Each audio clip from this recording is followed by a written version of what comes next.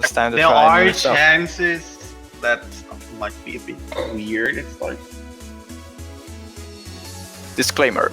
Every single mistake that is happening through here is not it's fully intentional.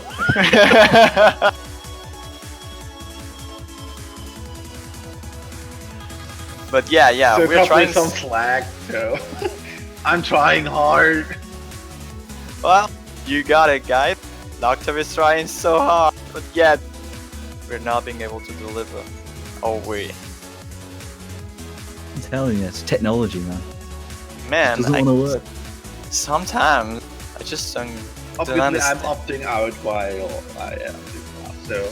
Come on, Doctor. I know you want to commentate the Mappool showcase. No, I don't. I leave this pleasure to Juan and Dulce. Enjoy, everybody. Alright, thanks for everything, Locked Up, and hope you catch up from the stream. Where you kinda have to, right? You're managing it. But anyways, Doomsday, are you ready, sir, for the Mappool showcase? Yep, I'm all set, ready to go. Some good tunes in here. What do you, without saying anything, what do you expect from this group stage? You know a little bit more about the map selectors, I believe. Since you're a player, also you should know a bit about how they play. So, Yeah, in what the kind group of stuff stage, are you expecting? Normally the group stage tends to be more about consistency than anything, as opposed to just going straight out and testing people's like high-end ability. They usually go for the things like longer maps on generally lower difficulties to bring out the consistency in people, and that kind of thing is what helps the lower seeds get one up on the top seeds because it evens the playing field somewhat. And that's one of the reasons why I'm expecting upsets in this, because the way those maps are set for consistency means that top players can definitely get cheeky slip-ups here and there, and those slip-ups can cost dear, and that's what gives those lower seed teams an opportunity to get in. We've also got the first map going on here. Yep, it's looking like we have the first map already, and it's going to be. Is this Tali or which one is this? I don't really know. That doesn't look like that. Oh yeah, there we go. Yeah, the order is a bit swift, but it's fine anyways. So. I was saying about consistency maps. This is actually the looks like the blue herring. A very short map, this one, just 1 minute 22. Lots of 1/3 patterns in this one, testing accuracy on some swing rhythms. One of the more technical maps. This is one of the ones that would test that technical ability of the no mod picks. But it's super short, so it's the kind of thing that can swing either way. Short picks can be wild cards because you can get away with a lucky FC even if you struggle on it a bit because it's so short. But the accuracy, those spaced 1/3 streams, can definitely lead to chokes for those that aren't too familiar with this. Well, I will probably wait for the next time map until I see it on stream because I don't want to spoil any of the fun for you guys. This map though looks like more of a consistency challenge indeed, but since it is too short, one break can just cost you anything.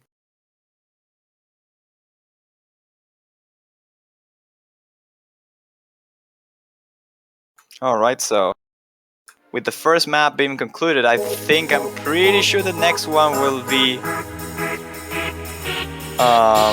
Sky Class no Kansukusha. If that's the way to pronounce, because I'm pretty sure it's not. It was a solid attempt. I get a solid 8 out of 10. Better than me. I get a fucking 2 out of 10.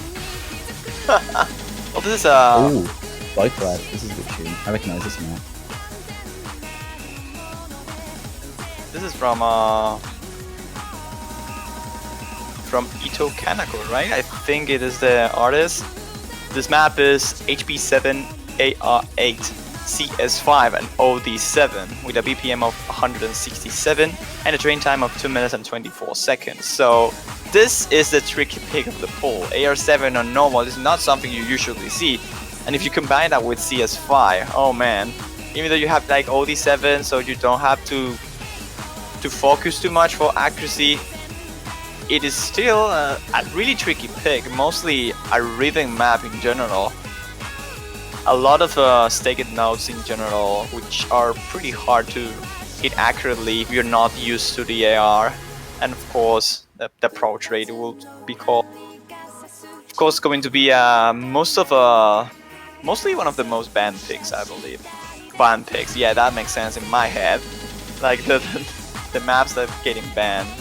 Like you can see, I won't say it's like old styled mapping, but definitely the main difficulty of this comes through the approach rate and the CS, the circle size.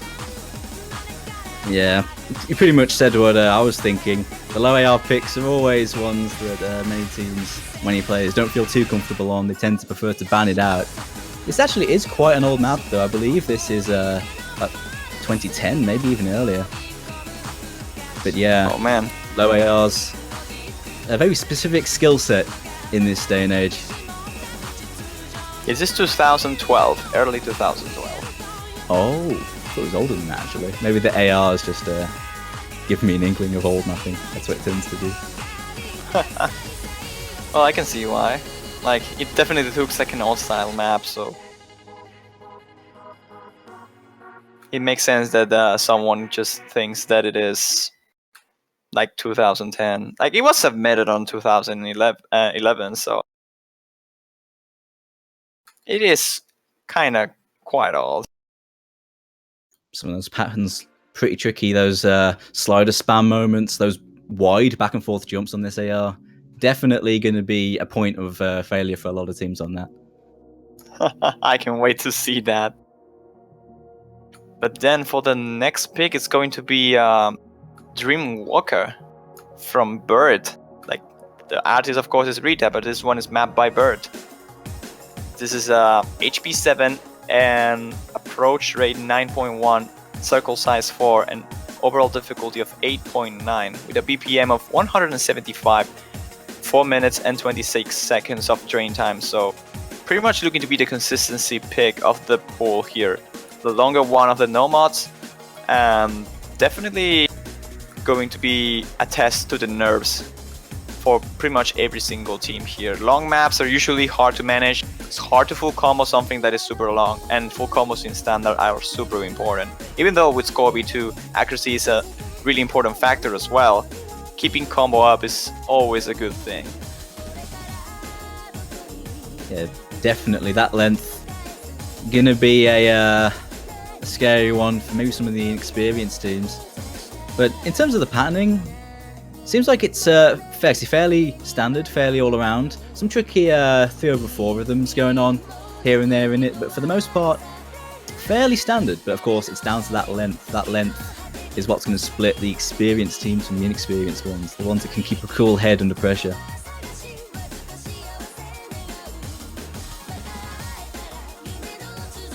Also, this map seems to have some slider velocity changes, so that can be a challenge for reading as well if you're not really used to the map or the rhythm of the map in general. It seems like a new style map though. It doesn't seem too old, so many of the players should be able to keep up with this kind of stuff if they can hold the nerves, because it seems like the flow on this one, it's like modern. It's easier to follow in that aspect, in my opinion. Yeah, this is definitely a new style. Definitely familiar. I'm seeing a lot of spacing changes, going from wider spacing to short spacing in very tricky patterns. That's the kind of thing that nerves messes you up on. I mean, when you have a cool head, it's very easy to lock onto each note and just go on your merry way. But when you've got a cloudy head, those kind of patterns where you're forced to sort of just see the whole thing as a pattern as opposed to lock onto certain notes, which is the usual preferred way of snapping to notes. That's the kind of thing that nerves makes really difficult. And like I say, on this map, which is so long, it's doubly tricky. That's the kind of thing that consistency picks try to exploit. I can see the mine blocks already on the jumps that are on this map. Those 1-2 jumps, like the BPM is not that high either. Like 175 is pretty low. So hitting 1-2 jumps, if you practice too much, sometimes can be a bit mind blockable. Like in this BPM, you can like tap faster than expected and perhaps miss a note of the jumps. It happens to me quite often. 175 BPM is actually quite standard. I mean, I can see some of the players that are used to higher, like used to playing double time and whatnot, maybe doing that. I think most of the players will probably be okay with this BPM. I'd say this is the like straight up average BPM of your usual insane level map.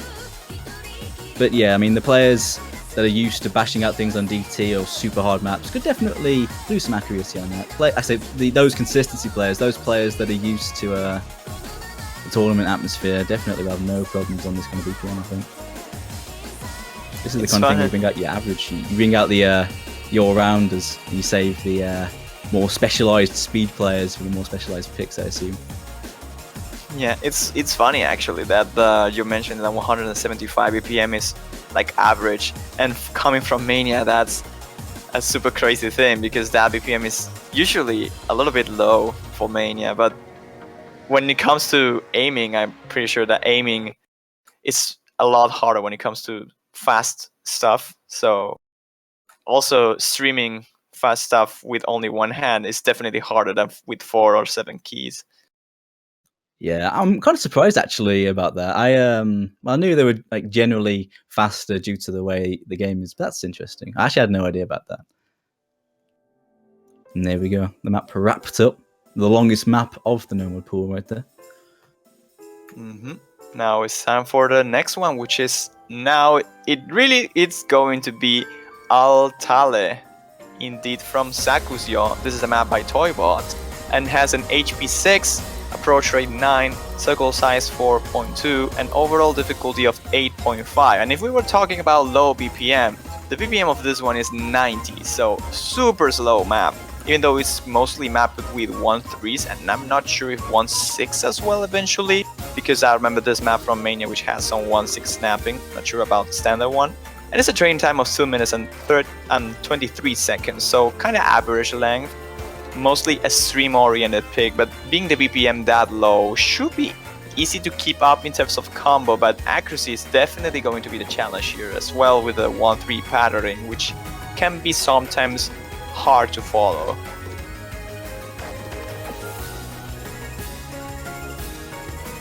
So I wonder if the streams on this are straight up 1/6 or if they're 1/4, because 1/6 streams can be tricky to accuracy for the player used to 3 standard patterns. Looks like they are 1/4, yeah. That equates to about 180 BPM streams, which, yeah, is pretty standard. Very streamy, though. It is the streamy pick of the no mod pool.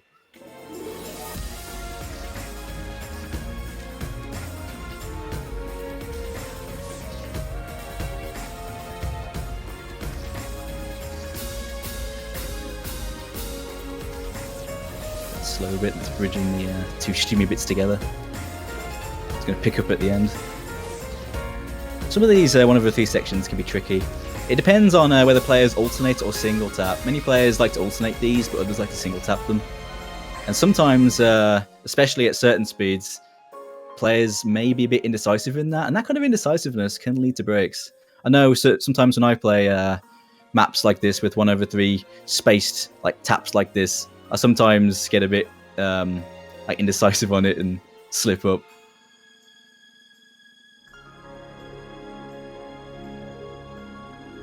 Of course, the streams are the meat of this map, so that accuracy, that's going to be further amplified by ScoreV2. Definitely going to be the factor that splits people up on this one, I think, more than anything. Oh, the start of the end was so cute. But anyways, with that being said, next map and the number 5 of the normal pool is going to be Yurufuwa Yukai Girl from Lawn. This is a map by Garvin. Has an HP 7, approach rate 9, circle size 4, and overall difficulty of 9. And this is 216 BPM, 3 minutes and 4 seconds of train time. Old style map once again. It's instant snappy. Yeah, like this has been around for a really long time. This map, if I remember correctly. Well, you can just see the map and figure out like those those snapping, like the spacing between those nodes is super old. I haven't checked, but I want to say 2011. I think you're right, actually. I think that's what it is as well. 2012, July of 2012. Oh, I was gonna say like late 2011, but Yeah, this is definitely an old school map by Garvin at a high speed. The big thing about this one is, of course, not only is the taps there very quick, but there's many of them in a stream pattern, in a very linear pattern, which essentially means as you move your cursor along the stream of single taps, it goes in a very, like, a single curve or a single line. In modern mapping, what people tend to do is they tend to put taps on sharp corners. And because of that, playing linear patterns is actually deceivingly difficult, because to snap to each note, you sort of have to physically stop and start. So this one, for the old school player, they'll be okay, but I wonder how the new school of players will be dealing with this one.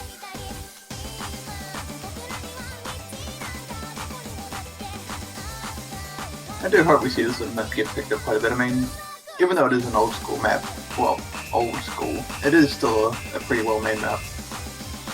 Well, I'm kinda curious about if this one is going to get any bans, because some of the teams are so modern that they don't really have old players to play this kind of stuff. So we might see this being banned eventually by some of the teams.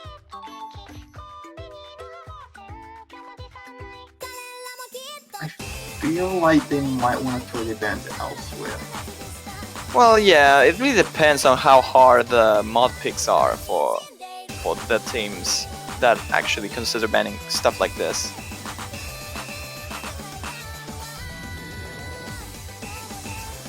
I just love how it has that bit in the middle that's just a collab bit by Dangard, a really old mapper. I miss Dangard. Him and Happy did some great maps. Lots of symmetry in this one. Definitely a trait of older maps. There are some 1/4 stacks in this as well. I don't think it's going to be much of a speed test, those stacks, but it's more down to how you deal with those single tap patterns, really.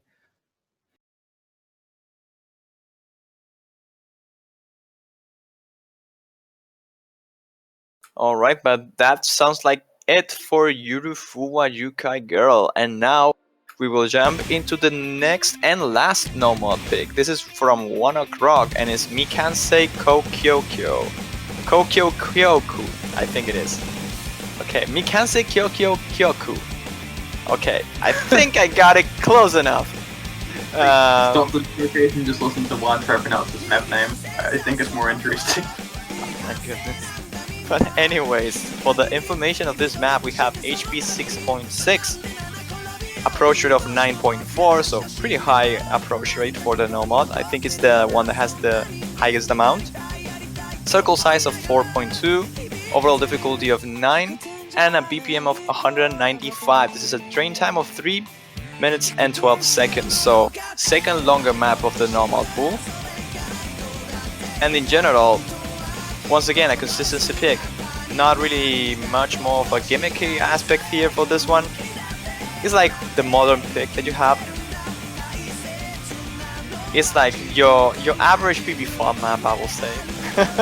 Yeah, this is definitely a more new style map in comparison to the previous one. More jumpy, certainly. Lots of back and forth jumps there. Spacing pretty wide. Patterns are fairly simple. Some like tricky spaced streams here and there, but for the most part, it's going to be testing your mechanics, really. You can definitely see a lot of teams picking this one if they want to go for now. I can see this been picked the vast majority of matches. Like using this kind of style with patterns that are familiar for most of the players sounds like a good idea to pick, because I can see a lot of players being able to combo this consistently with good accuracy, so makes sense to pick if you are on a disadvantaged situation where you need that consistency in order to beat, for instance, a stronger team or in a difficult situation.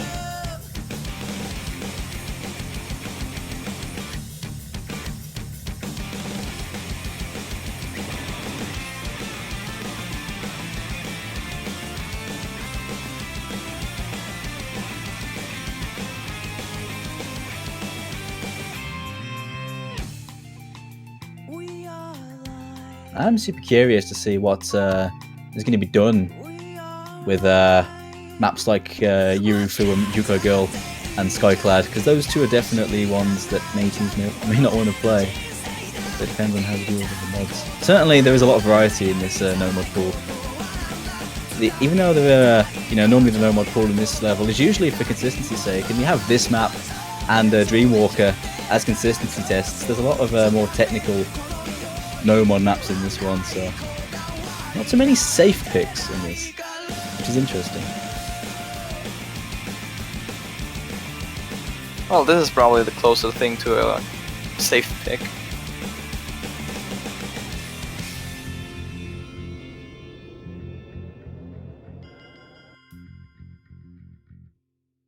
That spacing is definitely much wider than some of the other maps. Those triangle jumps at the end, I can see that tripping up a few people.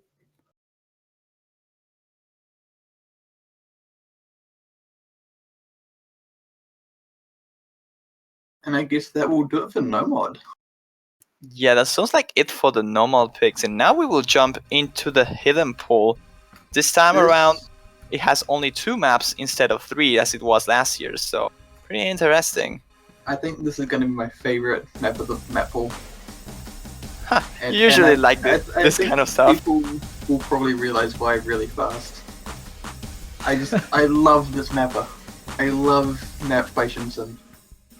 Well, when you have a map by him with HP 8 and approach rate 8 in the hidden pool, that is something hard to manage. This is a reading challenge for sure, really tricky patterning in general. The map, of course, is Blumenkarans. Yes, I don't know how to pronounce that properly, but I think you got it. Yeah, I think that's it. I think Locktop can judge that since he is German, but this map being picked, it's a circle size of 4 and overall difficulty of 9, so combining OD9 with approach rate 8 is like a tricky thing to do for a pool like this. Add hidden and you have a really challenging map here. BPM of 160 and a drain time of exactly 4 minutes. So this one is probably going to be a pain to play for most of the teams, I'll say. Usually the approach rate 8 picks of the hidden bracket is banned most of the time, so I can see that happening once again as well. As you can see in the play that we're currently seeing, there are some accuracy drops. I feel like using OD9 AR8 is a very Shinsen thing to do, just because of the fact that like he used the map when OD8 was pretty much the standard. I mean, you see a lot of OD9 in insane maps these days, but it was kind of uncommon back when this came out, so that's interesting. But actually, yeah, during last year we had another Shinsen map in the like semi-finals, I think it was. Is it double time? What was it? oh, it's Messiah. Yeah, because I think that was AR8 as well, wasn't it?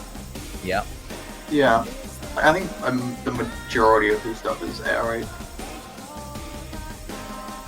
I can see this map being one that's either not picked or banned. I mean, this is definitely the wild card pick of the pool. Of course, AR8 hidden, always tricky.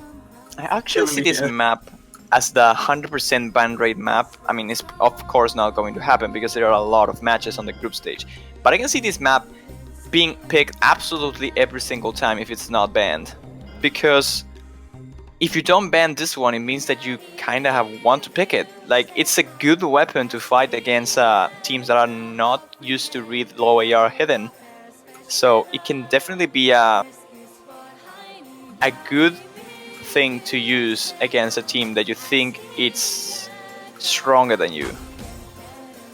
Yeah, I see what you mean. It's definitely one of those picks you can just bring out when your back is against the wall, because this kind of thing is something that everyone is going to have at least a little bit of trouble with. I mean, of course, a lot of the players, the higher end players that are used to this low hidden AR8 style will be okay on it, but I imagine a lot of players are going to at least drop accuracy, if not break, on some of these very tricky static jump patterns. Like a lot of star patterns and triangle patterns are quite tricky because they don't flow as smoothly as maybe some of the back and forth modern maps you see. And some of those things can be tricky for those that aren't used to AR rate hidden. And of course that OD9 is going to lead to lots of accuracy drops. You see the player right now dropping a few accuracy points here and there.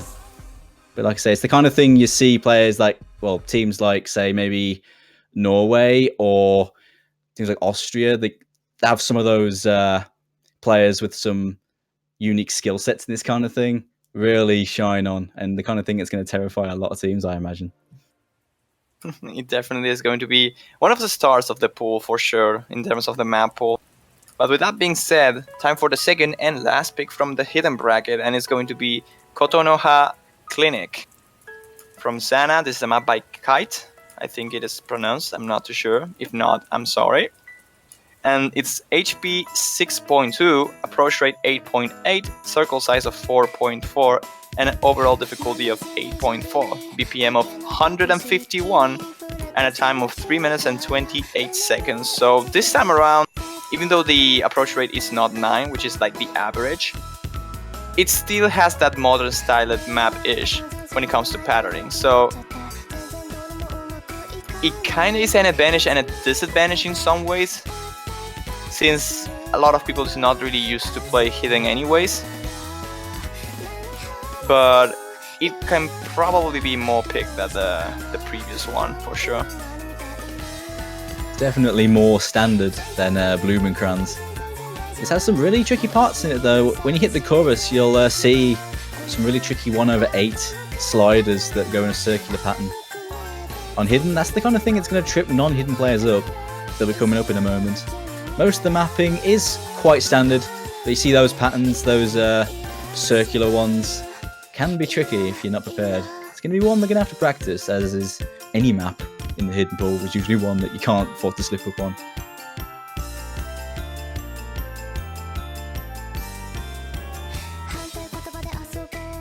Some of those repeat sliders can also lead to a few chokes here and there, but for the most part, this is a fairly normal hidden map with those spikes of slider jumps.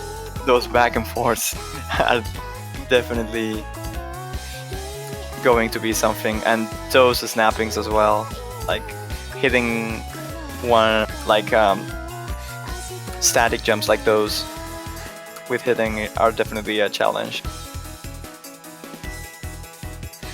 I mean, this is not as static as Blumenkranz though, but it still has their own part, making it difficult.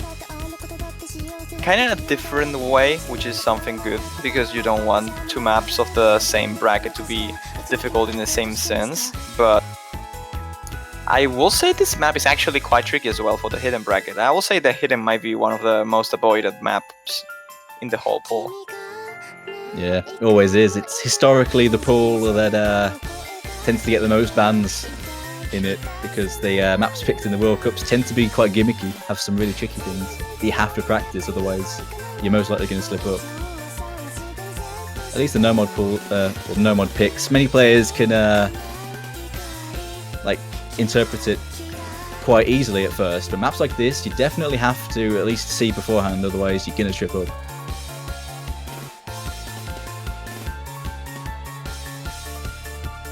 Quite long, this one as well, lots of combo on it, longer than the previous hidden.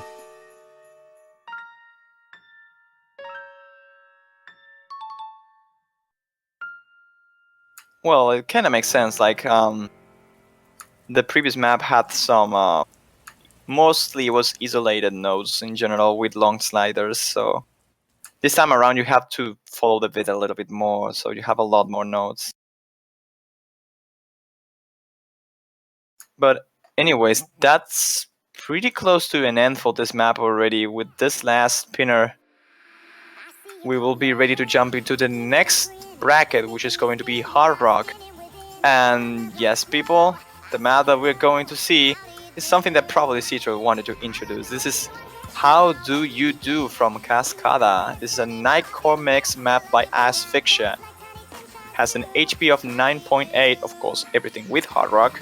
Approach rate 10, circle size of 5.2, and I will say that the OD is 10, right? Usually when you have a hard rock map, it goes to 10, it caps at 10, right?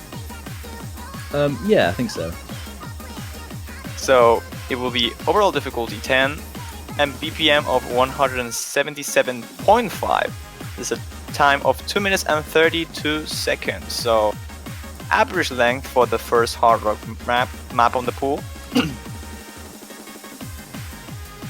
Oh yeah, definitely. This is overall difficulty of 10, so super tough on the accuracy front. You're gonna hit the notes super accurately on this one, as is usually customary for hard rock maps.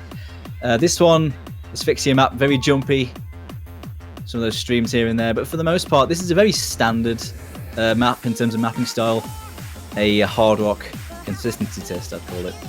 At the normal circle size of 5.2, approach rate 10, overall difficulty 10, the standard hard rock format. Definitely one for those hard rock players to bring out the specialties in. Yes, indeed, but I don't know if you saw that previously. Those like triplets that were a little bit spaced, those seem like a point where most of the players might end up breaking if they're not really comfortable reading AR10.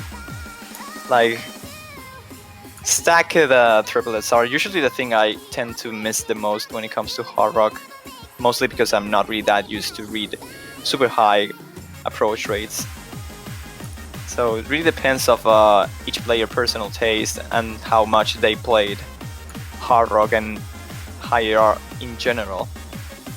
But despite that, the map seems quite average in general, not really any hard section in particular. It's mostly just about consistency and being able to maintain accuracy, being both approach rate 10 and OD 10.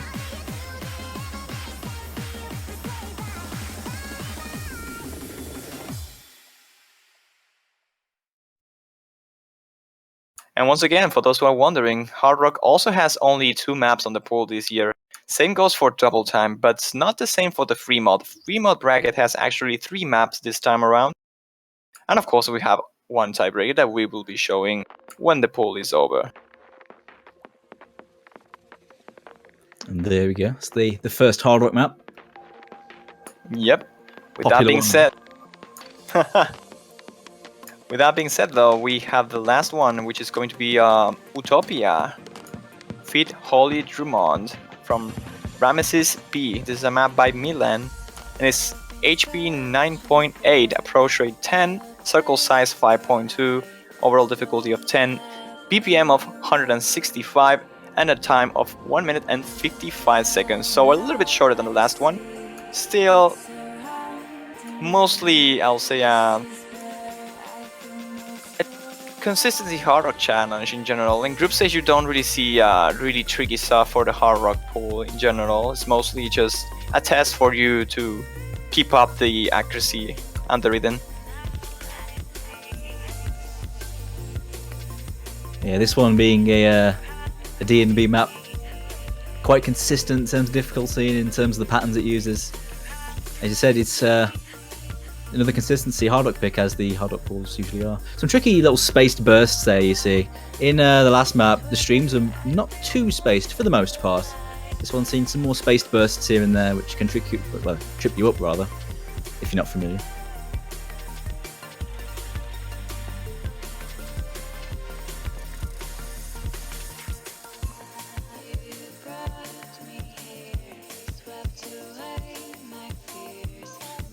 In general, this seems like a little bit more spaced in general, as you mentioned it, not only on the streams, but also some of the jumps seems to be a little bit more far away in comparison to the previous one.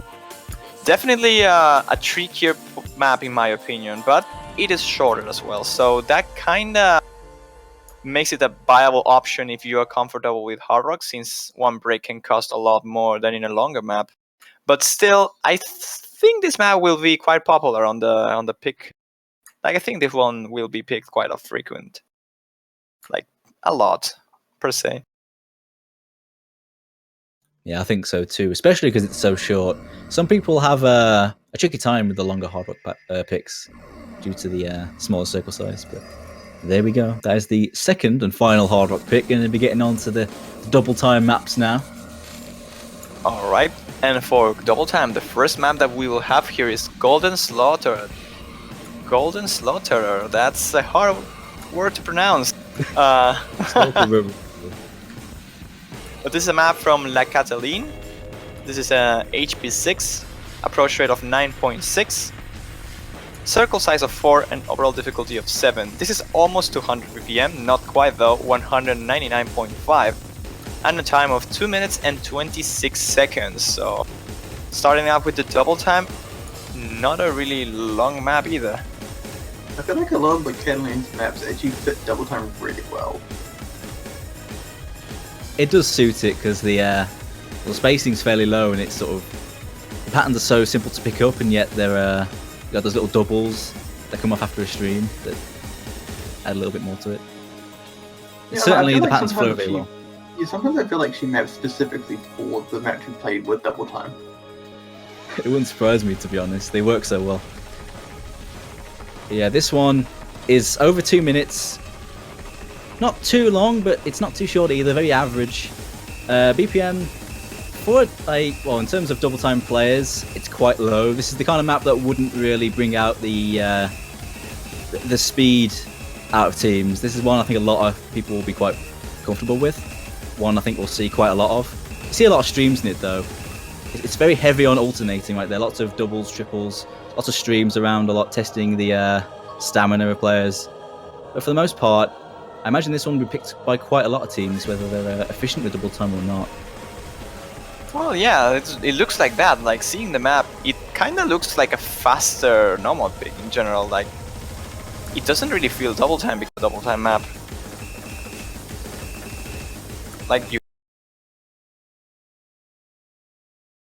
have the approach rate change, which is important, but doesn't really seem that hard. Like, the stacked nodes are probably a thing that is hard to read for some players, but in general I think this map can be picked quite a bit. If it wasn't for those like repeat sliders at the end, I can see a lot of breaks over there. Yeah, I think this is more down to testing accuracy because so many streams is going to be knocking people's accuracy, and those repeat sliders, especially those the stream of repeat sliders, definitely susceptible for silly slider breaks there. But most of all, I think it's going to be an accuracy war on that one. That sounds like fair, like it makes sense. But now for the last double time pick that we have for today is going to be Do Sora. This map by Sur, and this HP 7, approach rate 9.6 once again, but this time the circle size is 5, so double time pick with really low circle size is going to be tricky. Overall difficulty of 7.5 and a BPM of 189, so even slower than the last one that we saw just recently. This is a little bit longer though, 20 seconds of difference, 2 minutes and 46 in total, so a lot of fast slider patterning in general for this one, and kinda old style. Like, you can consider 2013 a little bit old, but still not that bad. Yeah, you can definitely make out some of the older style mapping techniques in here. Yeah, the symmetry in general to these patterns, it's noticeable. I think even though it is one of the older maps, I think with DT it will still be a fairly popular pick, even among a lot of the newer players, I think. I think it could be. It What do you really think, isn't Zach? that fast.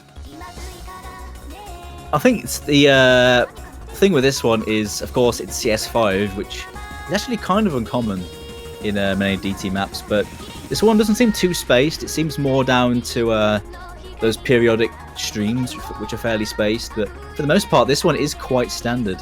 Not nearly as streamy as the last map. But I think Juan might be right. I think this one will be quite popular because of the fact it's not too spaced. Quite a it's one that you could use to settle nerves, or not being too confident because of that low spacing. Not having to go for massive jumps too often can help you out whilst dealing with those streams. Usually are easier when you're under pressure. But this one is fairly standard outside of it being a little bit older style. And I think it will be picked quite a bit.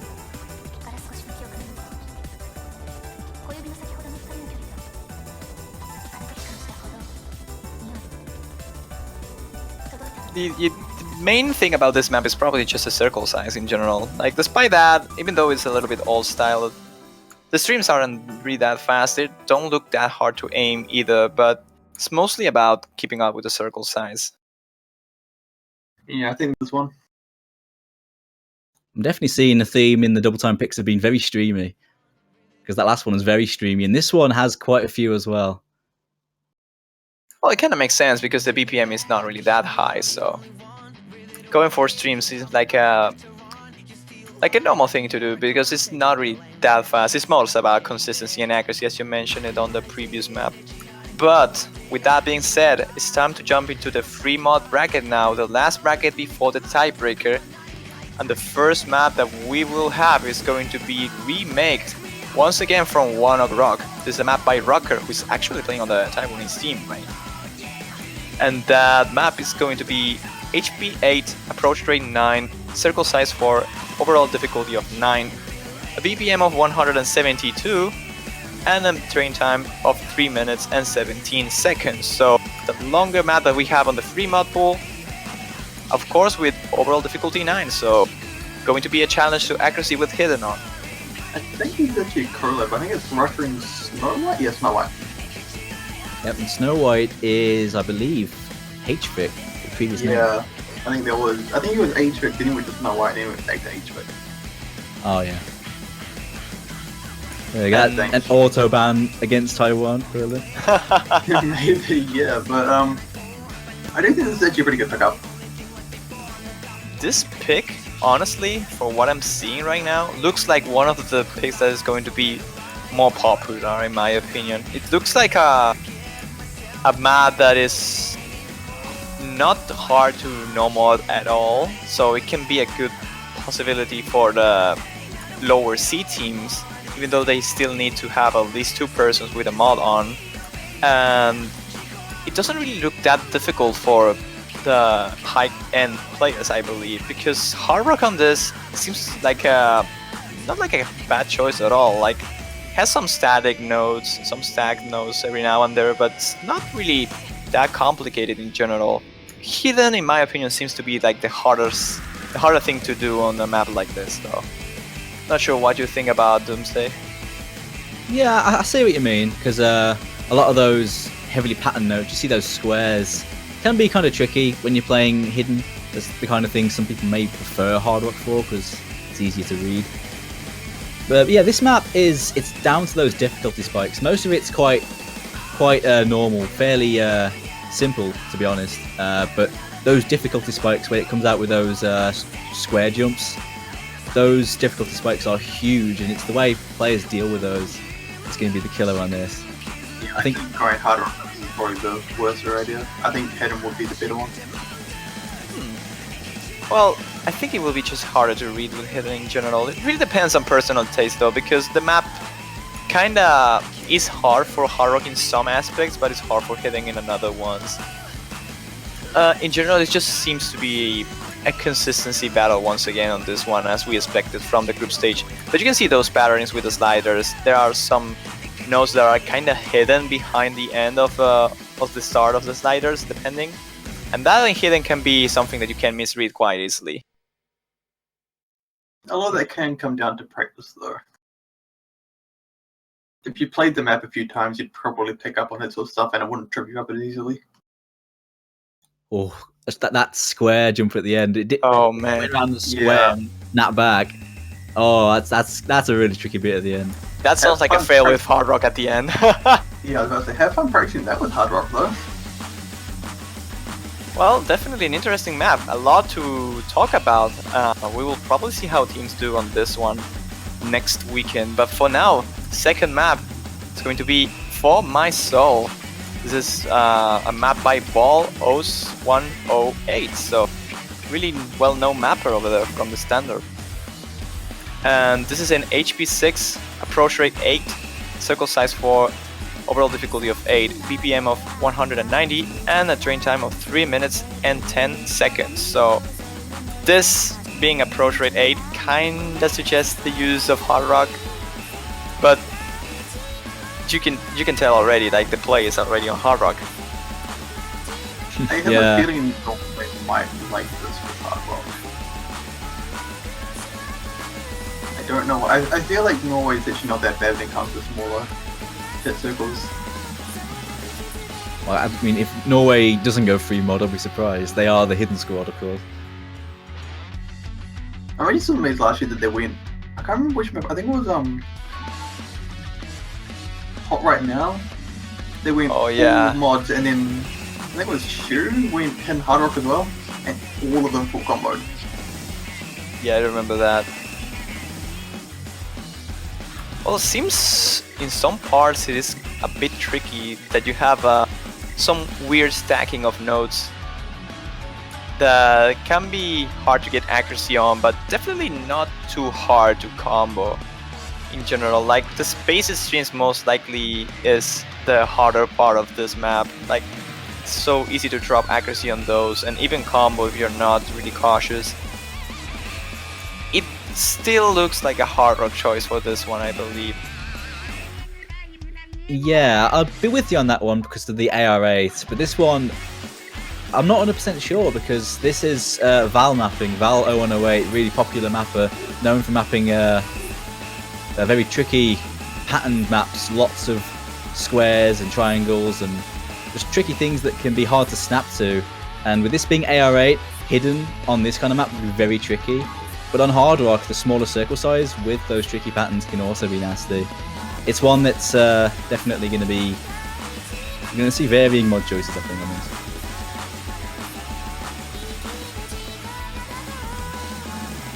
I'm actually looking forward to seeing if anyone will actually hit the hard rock this.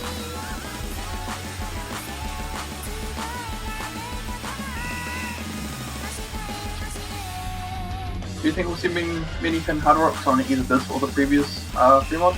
I would say on the previous one and this one, probably not. I mean, we could, but I don't think it will be a normal thing. So I mean, someone might always just throw it in there. But I think this next one will probably be a very well-liked map.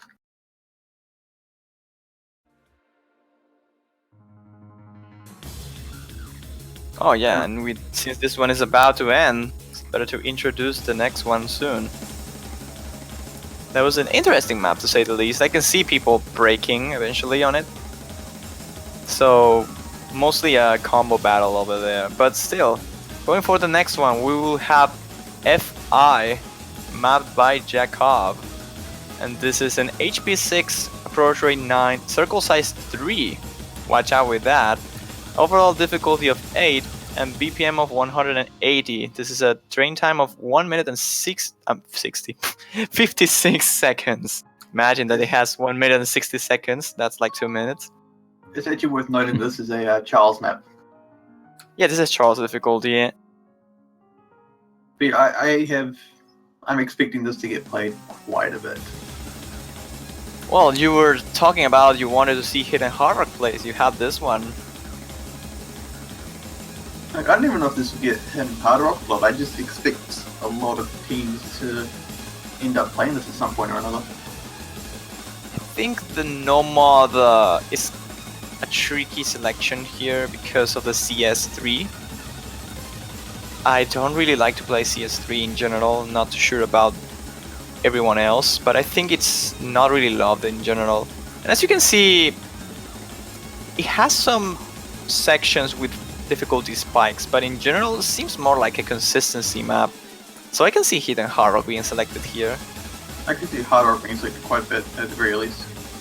Yeah. I think definitely we'll see more people play this hard rock than no mod. It's incredibly streamy, really. It's down to dealing with those streams. But if they choose to go hard rock, they'll be dealing with overall difficulty 10. So they'll be dealing with a really strict timing window. But I think one thing the hard rock players will have to keep an eye out for are those really fast sliders, like the 1/2 kick slider jump ones. Because on Scorby 2, they will be a lot harder to hit. Yep, but the map isn't really that long either, so it might be a popular pick for the whole pool. But this is the moment that everyone were waiting for, guys. It's time for the tiebreaker.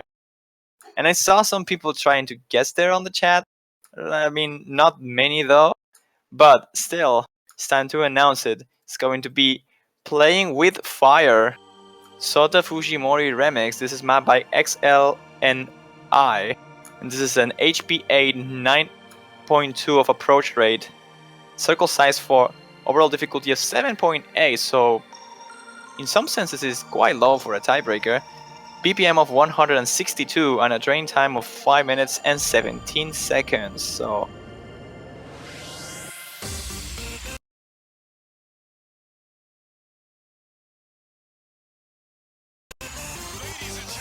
this is a tiebreaker, and I hope you guys enjoy it.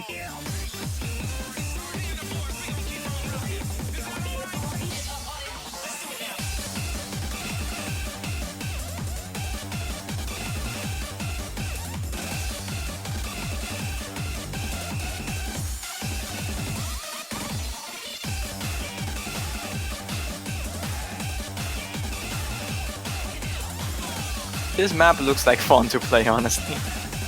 Those kick sliders are Yeah, a bit time. looking good. I think you'll regret saying that. Oh man, if I do, I will blame Skystar all day.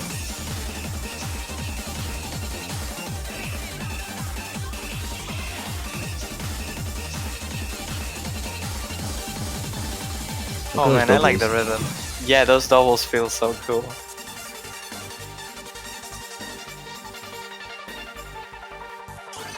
Great tune though. I do love a bit of Course K. Granted this is a remix, but still close enough. Good tune. It looks super tricky though. I feel like I could miss in every single note. Like the doubles are super hard to read and hit properly in general, so I can see the hard section being played right now. Yep, there we go. We should be close to it. After All I this, know this is- is the break. If this gets played, I want someone to do it with hard rock. Oh, that's true. You can pick mods on the tiebreaker. Yeah, you can make him hard rock. Well, I that really want to does- see someone do this with hard rock. Doesn't really seem to be a good choice in my opinion, but you are allowed, of course. Yeah, I don't Oh, think it's people are going to definitely pick not a mods good on idea. this. Definitely not a good idea at all. But if there's one thing I've learned, it's I always want people to do the stuff they shouldn't do. Because That's it's true. fun to watch. I mean, people have picked hidden on tiebreakers occasionally. It's worked out. Like Tom before, Sapphire Ghost, all did that in previous tournaments and tiebreakers and won. So I mean, GG I remember Tom. Yeah, I was about to mention that. That was beautiful. I think even he was surprised that he full comboed that. It was his first full combo. I think his top score actually. yeah, it literally was. I bet he was surprised the FC that just casually bringing out top performances in the tournament because why not?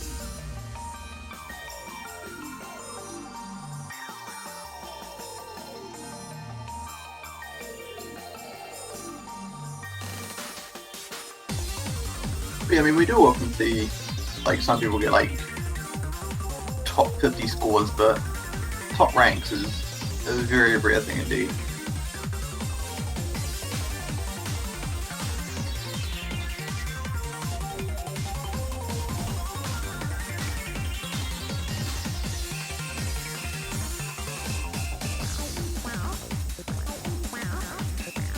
Well, but in general, this map seems to be like a really good test to test like combo ability, because the doubles are super hard to get combo on if you don't read them properly. You don't see them coming.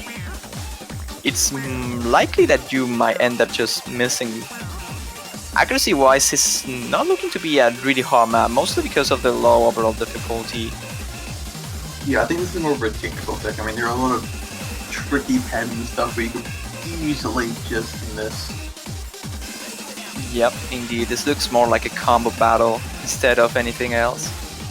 Yeah, these maps are always, well, you very rarely see more than maybe one or two FCs when they do appear. It's the kind of thing where a single player can carry an entire team because of the sheer combo scaling. Of course, in Score v2, scores cap out at 1 million.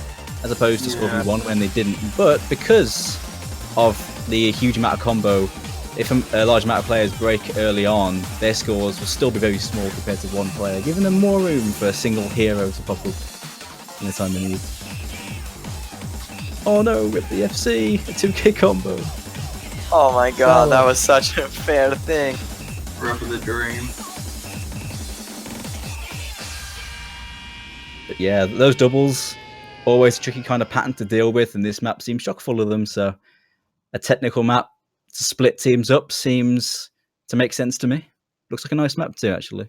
Looks pretty fun. I haven't played this one before, so I'll have to give it a go when I'm practicing. It must be kind of interesting having maps get selected that you're not either aware of or haven't actually played. Yeah, I'm just taking it in as it goes by. Just gathering my data now for later.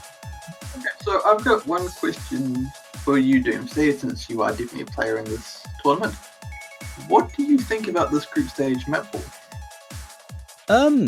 It's what I expected, to be honest. Some nice maps in there, but I was expecting a pool of more consistency-based maps around 5-star level, as it is. So it's the kind of thing that's going to bring out the tournament veterans, and of course, this is going to bring out the lower seeds as well to pull a few upsets by slipping up big teams with some of those really tricky picks like Blumenkrantz and Skyclad, picks like that. The kind of thing that can be an Achilles heel for some of the big teams, I'd say. But for the most part, it's what I expected. Yeah, I think it's actually a pretty well-rounded map pool. I think there's definitely a lot of different maps that most teams can pull from, so I'm looking forward to some close matches. What are your thoughts about this one? Well, I really want this to start. Like, I really want to be there next weekend commentating all the matches that I can, because I like the map pool and I really want to see a lot of these teams playing. Like, the OS World Cup is kind of different to any other mode in my opinion, because it's so hard to predict and a lot of surprises and upsets happens all the time, and it makes so interesting and fun to be there commentating and watching. So I'm definitely looking forward with this map pool and the teams that we have. It's just a lot of good stuff, and I want to see what's going to happen as time goes on. Yeah, I think I can relate to that. I think the OS World Cup is one of the more unpredictable World Cups of the 5 that we have, so definitely looking forward to seeing how this ends up. But I think we should probably wrap this up now because we have finished both the drawings and the map pools. The map pool and the schedules should be up on the wiki by the end of the weekend. So if you guys are looking forward to that, keep an eye out for there. We should also be posting that to the discussion thread when that goes live, so also keep an eye out for that. And of course, thank you all for watching this. Yeah, I think that about covers it. Is there anything else we need to talk about? Nah, I think we got everything covered. I think we're pretty much set for the next round. Of course, group stage is going to be kicking off on the 12th of November next weekend. Should be awesome. Hopefully we see you guys there. Hopefully, so we will better see you there. Yeah, we will see you next weekend. So until then, have a good day and take care.